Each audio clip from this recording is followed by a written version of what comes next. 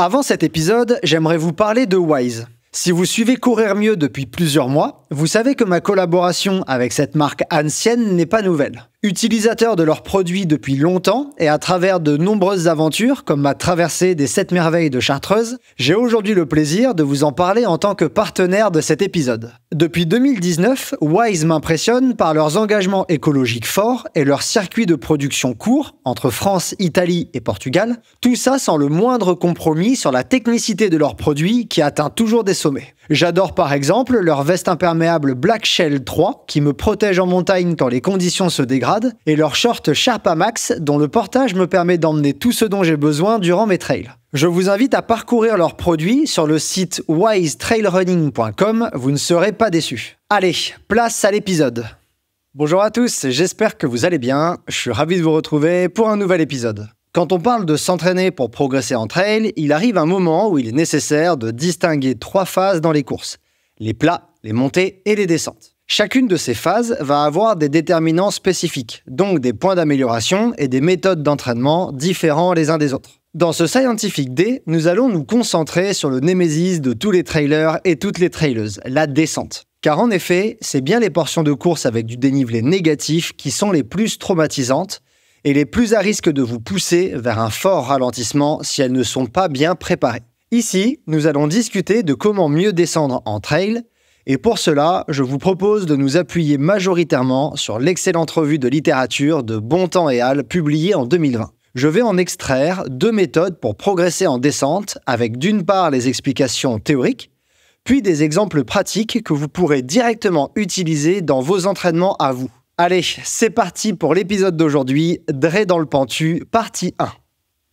Quand quelqu'un commence le trail, il ou elle a souvent le sentiment que le plus difficile sera la montée, car elle demande beaucoup d'énergie. Et c'est vrai, monter est 3 à 5 fois plus coûteux pour notre métabolisme et nos muscles que descendre. Mais une fois que l'on a pratiqué un peu, on se rend vite compte que le plus difficile en trail, c'est la descente. C'est en effet l'effort le plus traumatisant. Des études ont d'ailleurs fait ressortir cette difficulté. Par exemple, en 2016, Philippe et Al ont mené une étude qualitative sur des trailers et traileuses qui avaient pris le départ de la Diagonale des Fous. Les entretiens réalisés font ressortir que les portions évaluées comme les plus difficiles à mesure que la course avançait étaient bien les descentes et non les montées. En plus de cela, courir en descente est particulièrement traumatisant pour les muscles, bien plus que courir ou marcher à plat ou en montée. Par exemple, en descente, le stress articulaire augmente pour toutes les articulations des membres inférieurs, les hanches, les genoux et les chevilles. C'est l'étude de Park et al. En 2019 qui a mis cela en lumière. Essayons de comprendre un peu mieux comment notre corps et notre système musculaire réagissent en descente. Pour résumer, d'un point de vue musculaire, il existe 3 types de contractions possibles. Concentrique, excentrique et isométrique. Dans la contraction isométrique, le muscle se contracte mais il n'y a pas de mouvement.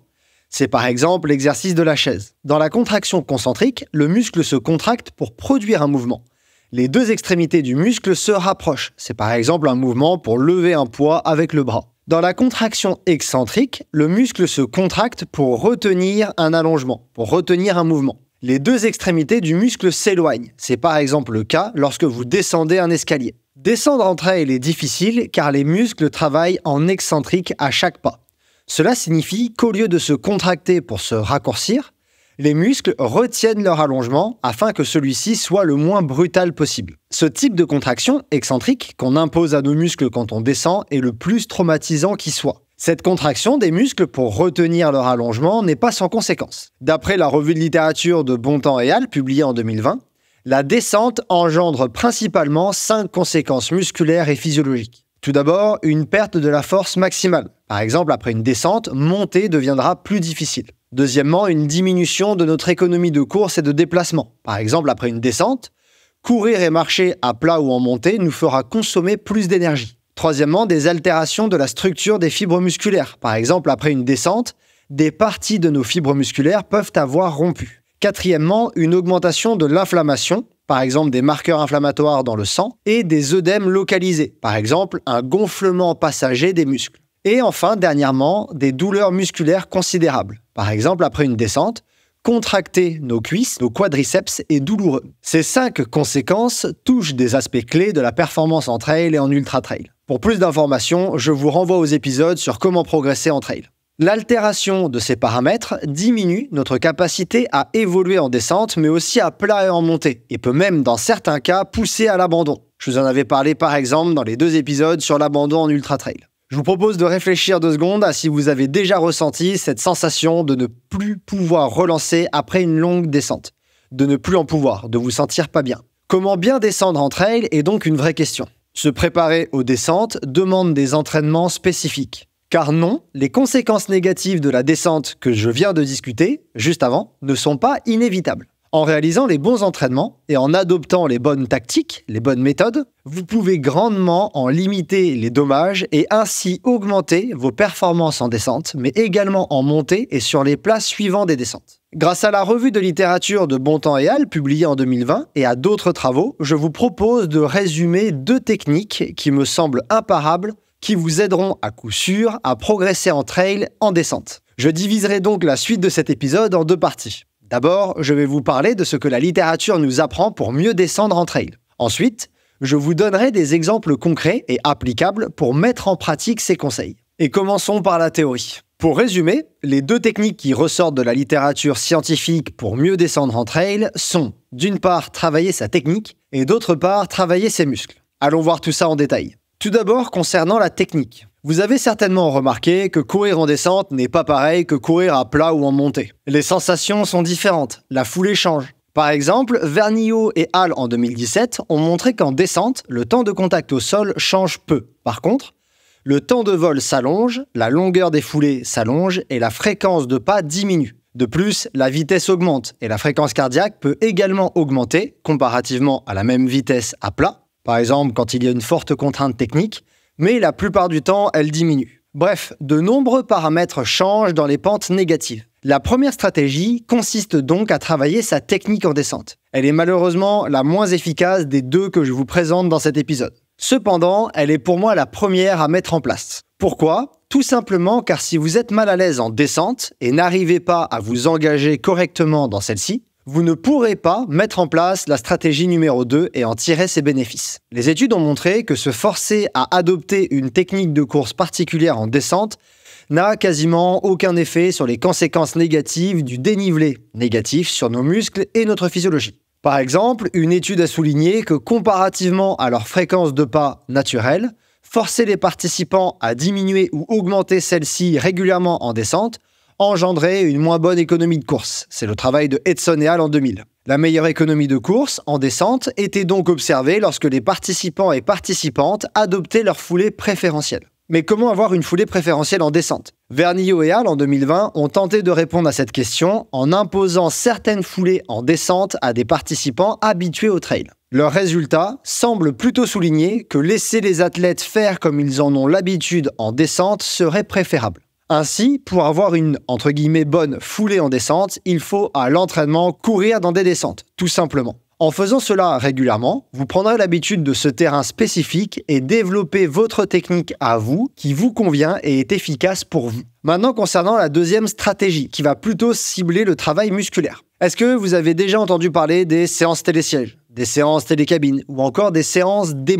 Ce type d'entraînement, récemment popularisé, s'appuie sur un mécanisme physiologique bien connu, l'effet de stimulation répétée. En anglais, Repeated Boot Effect. Ces stimulations répétées vont déclencher différents effets protecteurs qui durent dans le temps. Une fois ces effets protecteurs en place, ils vont protéger vos muscles et vous permettre de mieux descendre en trail en limitant les dégradations que le dénivelé négatif engendre. Quels sont les effets de cette stratégie ? La revue de littérature de Bontemps et al. En 2020 nous apprend que les études scientifiques ont mis en avant plusieurs mécanismes expliquant cet effet de stimulation répétée. Après la réalisation de séances d'entraînement spécifiques au dénivelé négatif, on verrait apparaître chez les athlètes, tout d'abord des changements dans le comportement des neurones musculaires. Par exemple, un changement dans la synchronisation des muscles pour des contractions plus optimales en descente. Ensuite, des adaptations des muscles et des tendons. On verrait une augmentation de l'élasticité des tendons. Ensuite, une diminution des marqueurs inflammatoires sécrétés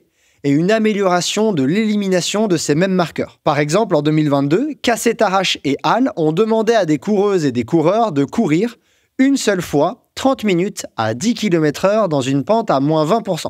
Comparativement à des personnes n'ayant pas fait cette première session, On observait chez les athlètes moins de marqueurs inflammatoires et moins d'œdème musculaire, moins de perte de force maximale, moins de douleurs musculaires et une moindre dégradation de l'économie de course. Ces effets protecteurs étaient présents 48 heures après la première session de dénivelé négatif et pouvaient être encore observés 3 semaines après celle-ci. Une seule séance spécifique de dénivelé négatif, 3 semaines de protection. Plutôt rentable, non? Cependant, ces mécanismes protecteurs ne sont pas éternels. Une étude, Byrnes et al. En 1995, a montré qu'après 9 semaines sans aucune sollicitation des muscles en descente, ces effets protecteurs disparaissaient. Aussi, une séance d'entraînement spécifique au dénivelé négatif est intéressante, mais il ne faut pas s'endormir sur ses lauriers.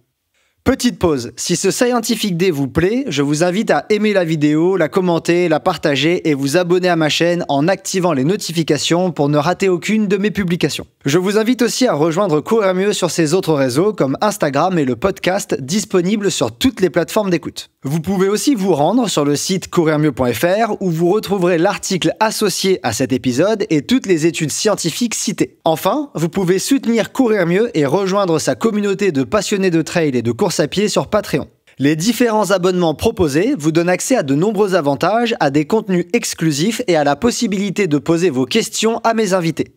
Le lien vers les offres est dans la description. Allez, on retourne à l'épisode. Je vous propose maintenant de passer à la pratique. Voyons comment, en tant que trailer ou traileuse, nous pouvons appliquer ces théories sur le terrain dans nos entraînements. Et on va commencer par la stratégie numéro 1, à savoir celle qui cible la technique. Comme je vous l'ai dit juste avant, la première des choses à réaliser pour mieux descendre en trail va être de travailler votre technique. Vous pourrez ensuite passer à la stratégie numéro 2. Pour cette première stratégie, nous avons de la chance. La littérature nous donne plusieurs indices sur comment réaliser de bons entraînements techniques à la descente en trail, et ces derniers sont faciles à mettre en place. Pour résumer ce que Bontemps et al. Mettent en avant, il suffit de vous rendre plusieurs fois par semaine, entre 2 et 5 fois, sur un parcours avec une ou plusieurs pentes de moins 10 degrés, moins 5% minimum d'après leur revue de littérature, moins 20% maximum d'après mon avis personnel, et de courir ou trottiner dans ces pentes. Après plusieurs semaines de ce type d'entraînement, vous devriez vous sentir de plus en plus à l'aise. Votre foulée devrait devenir plus naturelle, vos appuis plus sûrs, et vous devriez également voir votre vitesse en descente augmenter légèrement. De même, si au début en descente, votre fréquence cardiaque peut augmenter par rapport au plat, elle devrait diminuer à force de réaliser ce type d'entraînement. Je vous invite à écouter vos sensations et à vous faire confiance en restant prudent. Si vous sentez que vous avez besoin de quelques semaines de plus pour vraiment devenir à l'aise dans les descentes, prenez-les. Variez les inclinaisons, variez la technicité, jouez avec les vitesses. Autorisez-vous progressivement de petites accélérations de 30 secondes, puis 1 minute ou 2 minutes. Bref, diversifiez le plus possible votre façon de descendre en trail. Quand vous aurez gagné en aisance, alors on passera à la stratégie numéro 2 que je vais vous décrire juste maintenant. On va donc parler des séances télésièges en trail. Il est intéressant de chercher à déclencher les mécanismes protecteurs. Encore faut-il le faire d'une façon raisonnable et intelligente. On souhaite stresser les muscles, pas les détruire, et il faut que le corps soit capable de rebondir après un tel entraînement au dénivelé négatif. Au moment où je réalise cet épisode, aucune étude ne donne précisément les meilleures modalités d'entraînement pour déclencher cet effet de stimulation répétée. Aussi, je vais vous donner mes conseils plutôt en tant qu'entraîneur. En termes d'organisation, pour ce type de séance, les remontées mécaniques sont votre allié. En effet, le plus facile est à mon sens de vous rendre dans une station de ski et de trouver une descente avec un bon dénivelé négatif. Il vous suffit alors de monter au sommet avec le remonté mécanique, par exemple la télécabine, puis descendez en courant ou en trottinant. Cherchez une ou des pentes dont l'inclinaison correspond approximativement à ce que vous allez rencontrer sur la course que vous préparez. En termes d'allure, personnellement, je pense que cibler l'allure spécifique de la course que vous allez réaliser ou légèrement au-dessus est pertinent. Par exemple, lors d'une séance spécifique au dénivelé négatif que j'ai réalisé l'an dernier, chaque descente faisait 3,5 km pour 580 mètres de dénivelé négatif, ce qui correspond à une pente de 16,5. La compétition que je préparais proposait des descentes entre moins 15 et moins 18%, mon choix me semble donc cohérent. Concernant le volume et le placement dans le calendrier de ce type de séance, je recommande de réaliser ce type d'entraînement spécifique au dénivelé négatif à distance des compétitions et de manière progressive. Précisément, je vous recommande de faire la dernière séance de descente à 3 semaines minimum de la compétition que vous préparez. Pour moi, vous devrez faire en une seule séance de dénivelé négatif maximum 70% du D- total de votre compétition. Par exemple, si votre course fait 10 000 mètres de dénivelé négatif, votre dernière séance spécifique au dénivelé négatif devrait cumuler maximum 7 000 mètres de D-. Aurélien du Nampalaz a réalisé une séance de ce type avant la Hard Rock 100 2023, qui faisait 160 km et 10 000 mètres de dénivelé négatif, et avait cumulé environ 6 000 mètres de D-, soit 60% de la descente. Au vu de son résultat sur la course, on peut penser que cela suffit. De plus, ce type de séance peut s'inclure dans le cadre d'un week-end choc. Sur le site couremieux.fr, vous trouverez un article sur comment réaliser un bon week-end choc. Par exemple, vous pouvez réaliser le premier jour de votre week-end choc une reconnaissance partielle du parcours. Par exemple, 70% de la distance et du dénivelé total. Ensuite, le deuxième jour, vous réaliserez une séance spécifique au dénivelé négatif. Si vous prévoyez cela, vous pouvez à mon sens cumuler 110 à 120% de votre dénivelé négatif total sur les 2 jours. C'est-à-dire le D- du jour 1 et du jour 2 cumulé. Un petit mot concernant la progressivité. Pour moi, on ne passe pas de 1000 mètres de D- par entraînement à 5500 mètres de D- en une séance. En effet, le risque de blessure est alors trop grand. Comme toujours, je vous conseille de respecter une certaine progressivité. Par exemple, en préparation de votre objectif, vous pouvez décider de placer 2 ou 3 séances télésièges sur une période de 3 ou 4 mois. Ainsi, vous pourrez espacer ces dernières de 4 à 5 semaines à chaque fois. Imaginons que 70% du dénivelé négatif de votre prochaine course représente 5500 mètres de D-.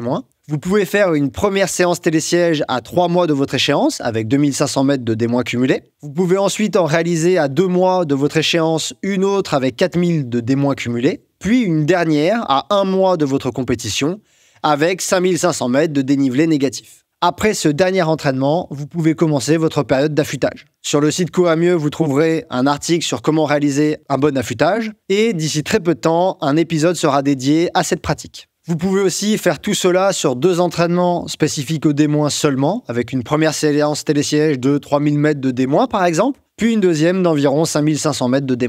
Maintenant, quelques précautions. Comme nous l'avons dit précédemment, ces séances sont traumatisantes pour les muscles et pour les tendons. Elles sont aussi pro-inflammatoires et génèrent de l'œdème musculaire. Aussi, mon conseil est d'être prudent lors de leur réalisation. Si vous ressentez des douleurs musculaires anormales, des gênes inhabituelles ou une sensation de mal-être, arrêtez-vous. Mieux vaut en faire pas assez que trop au risque de vous blesser. Un dernier point que je voudrais aborder dans cet épisode concerne les séances de D- quand on vit en plaine. Dans ce cas-là, les choses se compliquent. Cependant, elles ne sont pas pour autant irréalisables.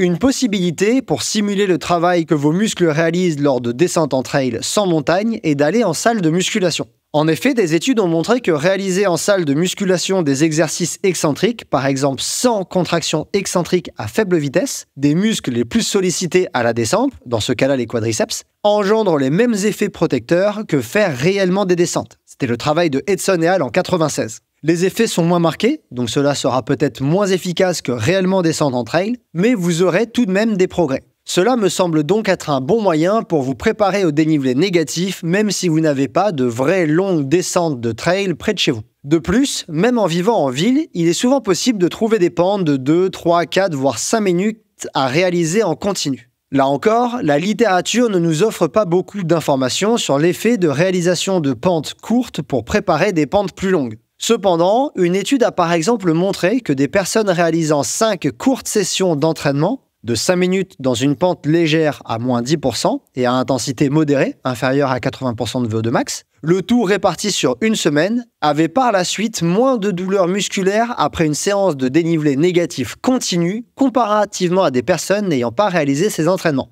C'est l'étude de Toyomura et al. En 2018. Les auteurs avaient ainsi observé une moins grande perte de la force maximale dans le groupe entraîné comparativement au groupe non entraîné. Aussi, il me semble raisonnable de penser que même en ville, il est possible de se préparer au dénivelé négatif. Il vous faudra là encore chercher la progressivité pour ne pas en faire trop. Cependant, il me paraît acceptable de commencer par une séance avec par exemple 4 fois 2 minutes en descente. Le volume total n'étant pas énorme, vous pouvez chercher une forte sollicitation musculaire en augmentant la vitesse en descente. Cela pourrait vous permettre d'engendrer un stress suffisant pour déclencher ce fameux effet de stimulation répétée. N'hésitez pas ensuite à augmenter le volume de ces séances, par exemple 5 fois 2 minutes, 6 fois 2 minutes, 5 fois 3 minutes, en fonction de votre niveau et de votre récupération. Là aussi, faites attention à vos sensations et ne répétez pas trop souvent ce type de séance. Si jamais vous souhaitez de l'aide dans la mise en place de ces entraînements, je vous invite à me contacter. Nous pourrons ensemble discuter de comment mettre en place ce type d'entraînement et comment y aller progressivement tout en gardant en tête l'atteinte de votre objectif et vos capacités individuelles.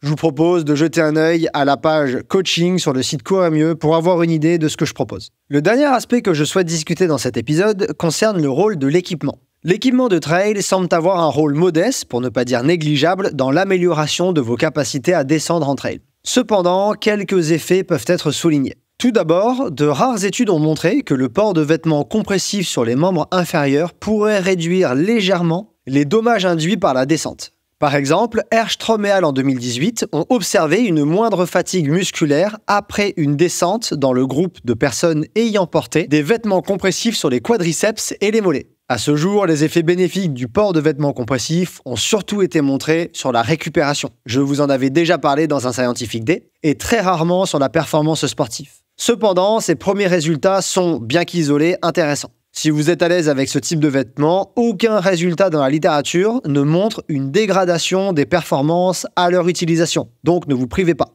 Au pire, cela n'aura pas d'effet. Attention quand même en cas de forte chaleur puisque ça rajoute un textile qui peut tenir chaud. De plus, malheureusement, il semblerait que vos chaussures, aussi épaisses soient-elles, ne vous seront pas d'une grande utilité pour prévenir les dommages induits par le dénivelé négatif. Les rares études qui se sont intéressées à ce sujet n'ont montré aucun effet des chaussures les plus maximalistes sur les conséquences négatives induites par la descente en trail. Mon conseil sera donc 1. De prendre des chaussures dans lesquelles vous vous sentez bien. 2. De vous entraîner et plutôt de compter sur le travail que vous réalisez plutôt que sur des aides extérieures. Ces derniers sont un petit accompagnement et leurs bénéfices sont inférieurs à ceux engendrés par l'entraînement lui-même. En conclusion, la littérature est unanime et rejoint nos sensations. Descendre en trail est traumatisant et difficile. Le dénivelé négatif entraîne de nombreuses conséquences musculaires et physiologiques délétères à notre performance, qui peuvent même nous pousser à l'abandon.